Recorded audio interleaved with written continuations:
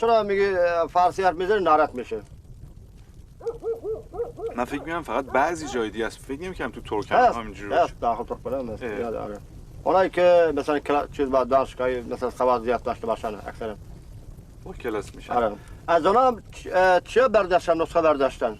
این زنای بی سواد مثلا دخترای بی سواد میگن اون برو نگاه کن داره اموت میاد یا مثلا خالت میاد چیز میاد حیوان میگن دیگه کلمه های فارسی را میگن. منم بد چوری اصلا بیگره وجدانم دیگه 180 درجه آزاد رو به اون رو میشم خیلی بدم میاد دیگه. هر که زبان خودش دوست داره که آره زبان ترکمن زبان فارسی شیرینه بهترین زبانه احترام داره اصالت هم خوب چیزه دیگه ولی آدم دیگه اصلش دیگه چیز کنه اون میگه با کلاس اون بی کلاسه اون میگه با فرنگه اون بی فرنگ ترین آدم وجدانم به نظر من. واقعا فکر نمی‌کردم اینجا اینجوری باشه. نه هست متاسفانه هست. آخه حدوداً 3-4 تا قوم هستن که خیلی خوب اصالت خودشون رو حفظ کردن. من بیشترین آدم‌هایی رو که دیدم خیلی متعصبانه اصالت خودشون رو حفظ کردن. متعصب منظورم تا اندازشه، تا اندازه معقولشه. بیشتر کردها بودن، آذری زبان‌ها بودن و ترکمن‌ها.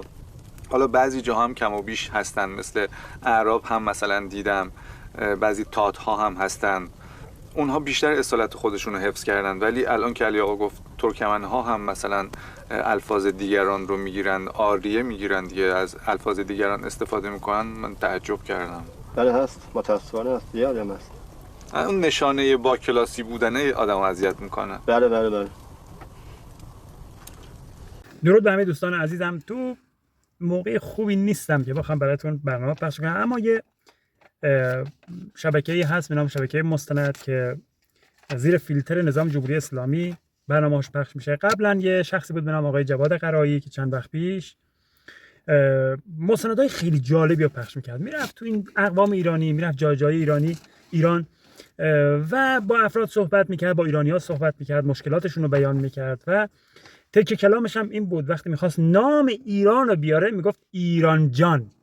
اصلا از دیدن این مستند آدم حالش به یه جوری خوب میشد، اصلا کیف میکرد آدم که مستند این آقای قرایی آدم میتونست نگاه بکنه و از این شبکه مستند و بعضی موقع شبکه یک هم پخش میشد، آدم حالش خوب میشد وقتی این مستندا رو میدید.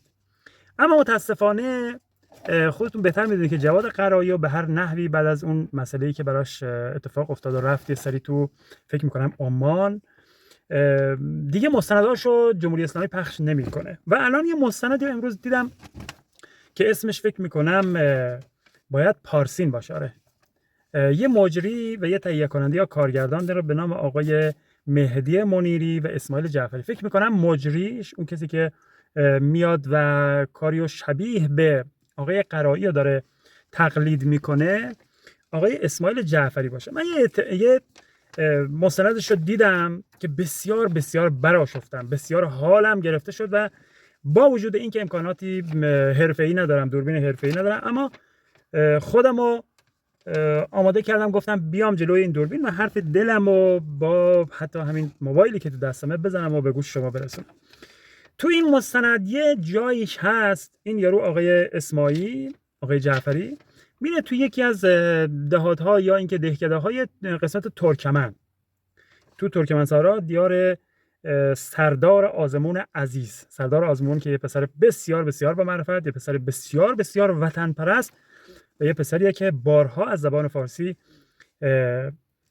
تعریف کرده و همین چند وقت پیش بعد از بازی ژاپن هم دیدیم که با یکی از مجریهای عرب زبان صحبت کرد و ایشون تشویق کرد که با زبان فارسی تکلم میکنه و صحبت میکنه، یواش یواش اون عرب زبان بیاد و تشویق بشه و بیشتر به زبان فارسی علاقه‌مند بشه و بهتر بتونه صحبت بکنه.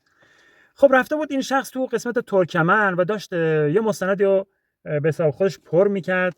رفته بود توی خونه چند نفر روستایی داشت صحبت میکرد. اون بنده خدا روستایی‌ها که چیزی ها نمیدونن در این مسائل، در این موضوع خیلی آنچنان اطلاعات دقیقی ندارن، نمیدونن بنده خدا که مثلا این مجریه داره چی کار میکنه و چطوری مارموزانه داره مردم رو طلاق عاطفی میده، داره مردم رو از هم تفکیک سازی میکنه. چطوری؟ حالا این مستند اگه تونستم تو لابلای صحبت ها اینم میذارم، قسمتشو با هم میبینید. که یه جایش میاد میگه که جوونا وقتی که میرن به دانشگاه و برمیگردن دیگه ترکمنی صحبت نمیکنن، میان با زبان شیرین فارسی صحبت میکنن. البته ایشون نمیگه شیرین، من میگم شیرین. با زبان فارسی صحبت میکنن. بارها من برنامه ساختم، بارها دوستای من برنامه ساختن. گفتیم که رضا شاه در سال دهه 20 قبل از 20 دهه 10 تازه شده بود پادشاه، اومد یه قوانینی رو وضع کرد و بعد از اینکه ایران یک پارچه کرد، دیدیم که اقوام داشتن هر کدومشون برای خودشون خانه برای خودشون یه سازی می‌زدن. اومد همگون سازی کرد. بعضیا رو کوچ داد، مثلا کرد زبان بودن، کوچ داد به مشهد. بعضیا رو کوچ داد به شیراز، بعضیا رو مثلا ترک زبان بودن، کوچ داد به فلان جا. یا اینکه می‌خواست کار بهشون بده، یا سربازی بفرستشون، یا دانشگاه می‌خواستن بفرستنشون، اینا رو از نقاط مختلف کشور که زبانشون غیر فارسی بود میفرستاد تو اقصانقاط کشور تا اینکه همگون بشن، همدل بشن، بفهمن راه و روش زندگی مثلا فارس‌های شیراز رو ببینن.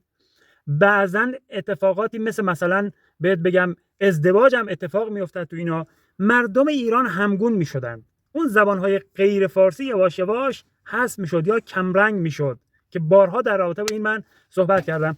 خب که متاسفانه بعد از اینکه نظام جمهوری اسلامی اومد همه چی رو خراب کرد. الان هم داره یواش یواش کاری میکنه که مردم ایران از هم جدا بشن، متفرق بشن از هم، یعنی حرف همدیگه رو نفهمن، که بسیار کار خطرناکی دارن میکنن. خب موجی بعدش در میاد میگه که اون شخصی که باش داره صحبت میکنه، آقای جعفری، میگه که دخترایی که میرن دانشگاه، پسرایی که میرن دانشگاه، بعدی که برمیگردن به زبان فارسی حرف میزنن. من خیلی بدم میاد. البته این بنده خدا حالا یه شخص روستایی این چیزا رو خیلی گفتم بهتون که اطلاعات عمومی شاید نداشته باشه که بخواد در این رابطه بخواد ابراز نظر خوبی داشته باشه و نظری داشته باشه که تمام ملت ایران خوششون بیاد. این حرفو میزنه. بعد اون وقت موجی در میاد میگه که آره این من فکر میکردم که تو قسمت شما ترکمن به اصالت خودشون مثلا بیشتر اهمیت میدن. یه حرفی میزنه که اون بنده خدا هم برآشفته و بیشتر تعصب بگیره و جبهه بگیره در برابر زبان فارسی. اما خوشبختانه همین شخص بی سواد یه سیلی محکمی به این موجی آقای جعفری میزنه و بهش میگه که البته زبان فارسی یه زبان بسیار بسیار شیرینیه که خیلی شیرینه و خیلی از تعریف میکنه. این حرفو میزنه که میزنه تو برجک مجری و مجریان دیگه تقریبا کمی خفه میشه، ولی باز زهر خودش رو میریزه. میاد میگه که اصالت باید حفظ بشه. خب اصالت این ترکمن ها مثلا چیه که حفظ بشه؟ این ترکمن ها اگه اصالتشون رو حفظ مثلا تو این موقع تو این همه سال حفظ کردن، به درد چیشون خورده؟ یا مثلا کردها این شلوار این تومون و کردیشون رو که مثلا نگه داشتن، این به درد چیه این کردها خورده؟ به غیر از اینکه بربریت و عقب ماندگی تو اصلا از ظاهرشون میباره. یا مثلا این زبان کردیو که به حساب خودشون حفظ کردن، چه هنری کردن جز اینکه مردم ایران به خاطر این زبان کردی و زبان محلی به چالش کشیده میشن؟ به درد چی خورده؟ مثلا یه کردی اگه با زبان خودش تو کردستان، بارها این حرفو زدم، با زبان خودش بره درس بخونه، زبان ملی ما نداشته باشیم، وقتی اومد تو شیراز ما بخواد کار مثلا بکنه یا بخواد بیاد سربازی یا بخواد بیاد دانشگاه، زبون مردم فارس رو نمیدونه و باید یه نفر باشه براش ترجمه بکنه. بارها در این رابطه هم ما صحبت کردیم، هم دوستان ما صحبت کردن.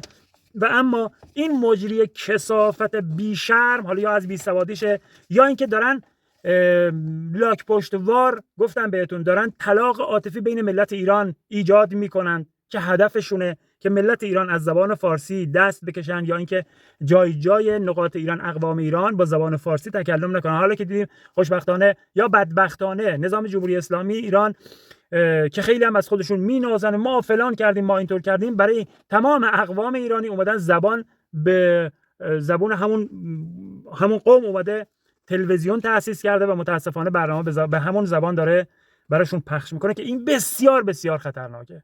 و بارها بهتون گفتیم تجزیه طلبان منتظرن تا اینکه از این آب گلالود ماهی بگیرن و مردم ایران رو بخوان به چالش بکشن، بخوان از هم تفکیک سازی بکنن. وقتی که قسمت ترک زبان بره برای خودش، قسمت کرد زبان بره برای خودش، عرب زبان بره برای خودش، نمیدونم قسمت سیستان و بلوچستان و اون قسمت زاهدان بره برای خودش، مثلا بلوچا یا ترکمنا بخوان یه اقدامی بکنن، دیگه چی از ایران باقی میمونه؟ ما امروز تو اینستاگرام، تو فضای مجازی میبینیم که مردم عزیزمون از تاجیکستان میاد اونچنان گریه میکنه پشت تلویزیون و پشت برنامه‌ای که داره خودش تو یوتیوب یا اینکه تو اینستاگرام داره میسازه و عاشق ملت ایرانه، عاشق زبان فارسی، داره اشک از چشماش میریزه، میگه که خط فارسی رو از ما گرفتن. میگه شوروی اون موقع متاسفانه اومد تو کشور ما و خط فارسی رو از ما گرفت و خط خودشون رو به ما تحمیل کرد.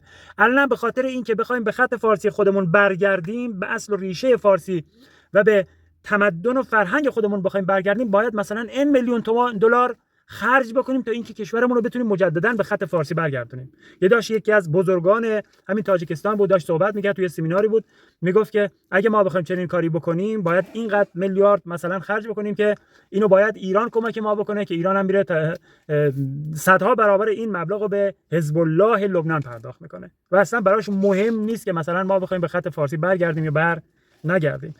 بسیار بسیار این